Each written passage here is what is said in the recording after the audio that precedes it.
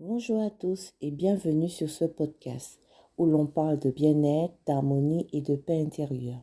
Je suis Margaret Canvey, coach en bien-être et en nutrition, spécialisée dans la gestion de stress pour entrepreneuses. Ici, on traite de différents sujets liés au stress négatif et je vous donne des clés indispensables pour en sortir afin de vivre chaque jour au mieux. Aujourd'hui, on va voir comment concilier sa vie de famille et sa vie professionnelle de manière harmonieuse. Le travail peut être une grande source de stress lorsque les conditions de fonctionnement de l'entreprise ne sont pas comme on le voudrait.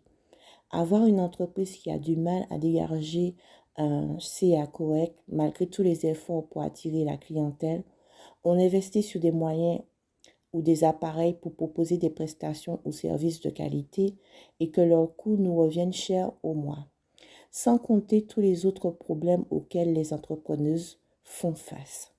Difficile après une journée de travail de revenir à la maison toute joyeuse, punchy et en mode la vie est belle. Pour commencer, il faut apprendre à faire la part des choses, séparer sa vie professionnelle et sa vie familiale. Comprendre que les deux doivent être traités de manière différente. Faire la différence entre le moment où vous travaillez et le moment où vous êtes en famille. Quand vous travaillez, en effet, attardez-vous sur ce que vous pouvez faire pour améliorer les choses. C'est le lieu où vous pouvez vous poser et réfléchir à des stratégies, où vous faites rentrer de l'argent et que vous en dépensez aussi, où vous recevez votre clientèle, où vous faites de nombreuses tâches professionnelles. L'atmosphère peut être très intense et changer d'un moment à un autre. Il peut être très chargé en émotions négatives. Et dans ce lieu, vous perdez une bonne partie de votre énergie. D'où l'importance de se créer des bulles de détente tout au long de la journée, de faire des efforts pour vous occuper de chaque tâche, de chaque client avec bienveillance et de rendre ces moments agréables pour éviter l'épuisement et l'agacement psychologique. Je vous conseille d'écouter le podcast numéro 2. Je vous donne tout plein d'astuces pour se créer des bulles de bien-être. Si la journée a été riche en émotions, prenez 5 minutes avant de rentrer à la maison pour vider votre esprit. Faites un exercice de respiration et un exercice de gratitude pour remercier tous les points positifs que cette journée vous a apportés. Dans un lieu calme, avec une musique douce et relaxante, le temps que toute cette pression redescende. Vous pouvez le faire tout de suite après la fermeture de l'entreprise ou encore dans votre véhicule sur le chemin de retour. Personnellement, quand je rentre à la maison, je le fais dans ma voiture et je conduis lentement pour augmenter mon niveau de bien-être au maximum. Parce que je sais quand je vais arriver, mes enfants seront super contents de me voir et ils ont des tonnes de choses à me raconter. Et je veux pouvoir être disposée pour les écouter et rire avec eux. Leur histoire de la journée étant très marrante. Ta vie de famille, ta maison est le lieu qui doit t'apporter beaucoup de joie et de bien-être. Tu dois te sentir bien et être dans un état de partage et de bonne humeur. C'est le lieu où tu peux t'exprimer librement et tranquillement. Tu as besoin de faire une coupure franche et réelle avec ton entreprise. Donc, on est à la maison, on évite au maximum de rentrer avec les problèmes de l'entreprise et de pomper l'atmosphère. Vous devez apprendre à les mettre de côté et vous concentrer sur votre famille. Comment passer une belle soirée en famille quotidiennement? Organisez votre soirée d'avance.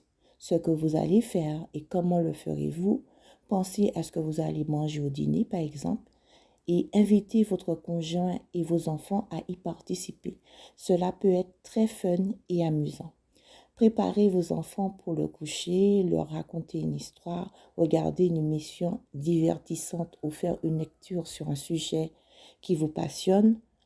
Discutez avec votre conjoint de sa journée, comment ça s'est passé pour lui, le but étant de se défocaliser sur la vôtre. Soyez une source de réconfort et d'encouragement pour lui, pour vos enfants. Cela va renforcer votre relation et vos liens familiaux. Évitez tout sujet désagréable qui pourrait créer une tension. L'important, c'est de passer un bon moment tous ensemble. Tout est une question d'attitude. Une attitude positive engendrera des émotions positives empreintes de bien-être. L'attitude du travail est celle d'une entrepreneuse engagée et sereine. L'attitude en famille est celle d'une mère, une compagne ou une épouse, mais aussi une amie bienveillante qui veille à son bien-être et à ceux de sa famille. Voilà pour ce podcast. Pour résumer ce qu'on vient de voir, en 1, faire la différence entre sa vie de famille et son travail. En 2, traitez-les de façon différente par l'attitude appropriée. 3, apprendre à se créer des bulles de détente tout au long de la journée pour la rendre agréable. 4, relaxez-vous 5 à 10 minutes après le travail avant de rentrer à la maison et mettre de côté les problèmes de l'entreprise une fois que vous rentrez chez vous. Organisez 5, organisez votre soirée avec les membres de votre famille pour passer un bon moment ensemble. Alors, si ce podcast vous a plu, vous pouvez liker et laisser un commentaire. Si vous avez des questions, posez-les dans les commentaires. Retrouvez-moi sur Instagram @business.nostress et sur Facebook Margaret Canvey, la page professionnelle. À très bientôt pour le prochain podcast. Bye bye.